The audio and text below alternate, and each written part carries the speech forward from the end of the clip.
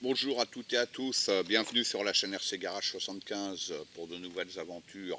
Cette petite vidéo, aujourd'hui petite, elle va être assez longue, là c'est l'intro pour vous présenter mon dernier entrée, un FTX Outback Fury 2.0 Jeep Rubicon. Vous avez déjà vu le mien, ce que j'ai, c'est celui qui a la carreau de Dodge. J'ai oublié le nom. C'est le même châssis, seule la carrosserie change sur ce modèle-là. Les jantes qui sont noires, les pneus, c'est les mêmes. Voilà. Et je l'ai comparé avec le EAZ RC Patriot, que vous avez déjà vu rouler aussi. C'est deux petits scales, c'est des scales à 110, 120 euros. Pas plus, en France. Voilà, donc j'ai voulu comparer les deux. Voilà. Ouais, je cherchais le nom de l'autre que j'avais, c'est le Texan. Voilà. Celui-là, c'est le Fury, c'est le dernier entrée. Donc, j'ai roulé ici. Le terrain, vous le connaissez, c'est là où on fait notre jump avec nos voitures bâches. Voilà. Mais je fais également du scale. Donc, là, la vidéo, je pense qu'elle va durer pas mal de temps. Là, c'est l'intro, comme je disais, car j'ai comparé les deux en simultané dans les mêmes endroits. Voilà. Et je les ai emmenés aux limites. Moi, le plus performant des deux, là, c'est la Jeep. Hein, le FTX. Le AZ, c'est un peu plus compliqué. Un peu plus compliqué. Bon, celui-là, niveau finition, c'est bon, c'est une Carolexan, mais elle est bien par rapport au précédent. On voit pas les carreaux, les supports de carrosserie. Là, pour ouvrir, c'est ici. Voilà. Et là, on ouvre la carrosserie. Voilà. Et ça rentre dans des gorges ici. Voilà. Le système, il est bien. Hein, c'est pour une petite 1/18e, c'est sympa. Voilà, moi c'est ce que j'aime. C'est voilà, qu'on voit pas les supports de carrosserie. Bon, là ça rentre, faut y aller tranquille. Voilà, ça rentre bien dans les rainures de chaque côté. Et là, on verrouille. Voilà. Ici, on ouvre le capot. C'est une carreau ABS ou plastique, quoi. C'est une carreau plastique dur. La lipo, l'électronique, tout est là-dessous. Voilà. Très pratique. Très pratique. C'est deux beaux véhicules. Bon, celui-là, le LC70, au niveau finition, c'est le meilleur. C'est le plus beau, quoi, en fait. Voilà. C'est les essuie-glaces rapportés, les rétros, la barre de LED sur le toit, la galerie, le pare-buffle, la roue de secours, la petite échelle. La chose que je reproche, c'est l'éclairage. Quand on recule, voilà, quand on avance, voilà. Alors que sur le FTX, c'est fixe. Bon, derrière sur le FTX, l'éclairage, il est un peu trop puissant, comme sur beaucoup de modèles. On croirait que c'est les feux stop. Voilà. Sinon, pour le FTX, il est bien fini aussi, hein, avec la sortie du filtre à air, les rétros rapportés. Les rétros, ça, c'est de l'autocollant. Il a les marchepieds. Il a la roue de secours. Pour le dessous, et ben comme la gamme FTX ou comme beaucoup de Scale, ben c'est tout vide. Hein. Voilà. Celui-là, il y a un plancher, il y a les passages de roues, il n'y a rien à dire. Rien à dire du tout. Celui-là, il est franchement, au niveau esthétisme, nickel. Niveau suspension,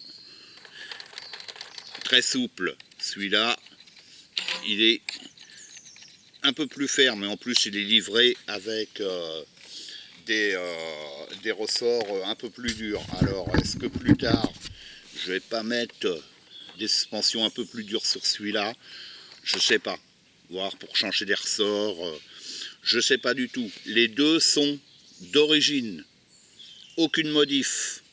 Hein. Vous verrez dans la vidéo qui va suivre, elle va être en plusieurs parties parce que elle va être assez longue, car il y a certains passages, c'était très long, je les ai emmenés aux limites de leurs possibilités. Voilà. La radio du FTX, toujours la même, je la préfère à la EZ, parce que vous voyez, on peut rouler, on recule d'une main, sans forcer, voilà, on peut la diriger d'une main. Avec celle-ci, c'est limite, quoi. Là, je suis au bout, je suis avec mon ongle, quoi. Voilà, c'est un peu plus compliqué, quoi. C'est tout. Donc, et puis niveau taille, poids, prise en main, je préfère celle de la FTX. En plus, là, sur le volant, il y a de la mousse. Là, c'est du plastique dur. Bon, encore ça, c'est pas trop gênant, mais celle-là, elle est plus agréable, je trouve. Hein. Voilà. Et les réglages basiques. Hein. Rien de particulier. Les deux, elles se valent. Voilà. Donc, deux petits véhicules à 120 €. Franchement, de Scale. Moi, vous le savez, hein, j'étais Scale, des super Scale, on va dire, comme on les appelle.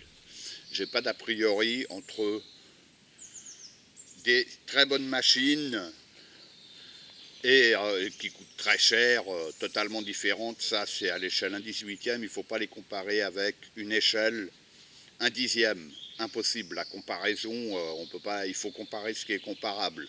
Hein. La progressivité, dans certains endroits, c'est pareil. Ces petites machines-là, comparées à une 1/10e, on n'a pas du tout le même feeling. C'est plus ça qu'il faut vraiment être très doux sur la gâchette. Quand on est très doux sur la gâchette, on y arrive. On y arrive, mais il faut, pour un enfant, ça risque d'être un peu compliqué. S'il fait du on-off, c'est compliqué. C'est différent d'une 1/10e, ou alors il faudrait changer le vario, et comme là-dessus, le variateur et le récepteur, c'est un 2 en 1, il faut remplacer forcément la radio avec. Bon, les petits moteurs, c'est des tout petits moteurs de rien du tout. Hein. C'est je sais même pas la taille. Ça me fait penser aux moteurs qu'on trouve dans certaines voitures de circuit 24. Là, on devrait... non, là, on ne le voit pas. C'est des tout petits moteurs. Bon, je ne vais pas rentrer là-dedans. Les spécifications, vous les avez sur Internet. Hein. C'est... là, moi, le but, c'était de de vous présenter deux petits Scale à 120 €, quoi. Voilà, c'est pas mal. C'est des Scale d'intérieur à la base. Hein. Mais moi, je n'ai jamais roulé avec aucun damier en intérieur. C'est en extérieur, voilà, en terrain naturel.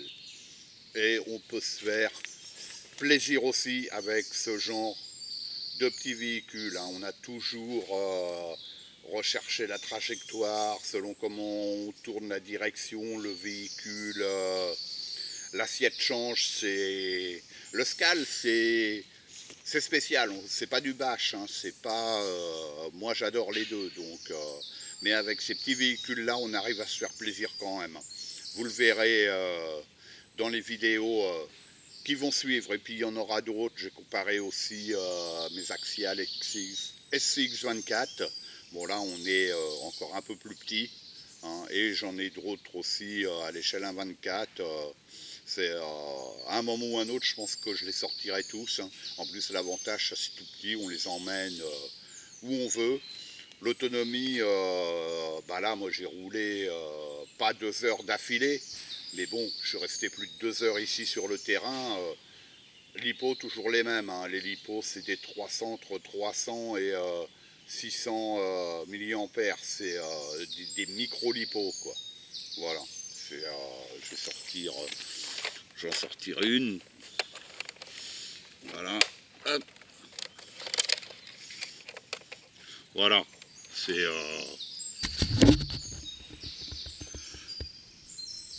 vraiment du tout petit, hein. Voilà. Là, celle-là, c'est une 300. Sur celle-là, je sais même plus. Je vais regarder. Vraiment nickel le système là qu'ils ont fait, hein, de fermeture de lipo. Et sur celle-là, bon, on va éteindre ça. Voilà. Ah, j'arrive pas à voir. J'arrive pas à voir. Mais je le mettrai dans la description. C'est pas le problème. Voilà. Bon, bah, c'était cette petite intro, présentation de ces deux véhicules-là, l'AEZ RC Patriot, carrosserie LC 80 de chez Toyota, et le FTX Outback Fury 2.0 Jeep Rubicon. Allez, à bientôt sur la chaîne RC Garage 75. À bientôt pour les roulages.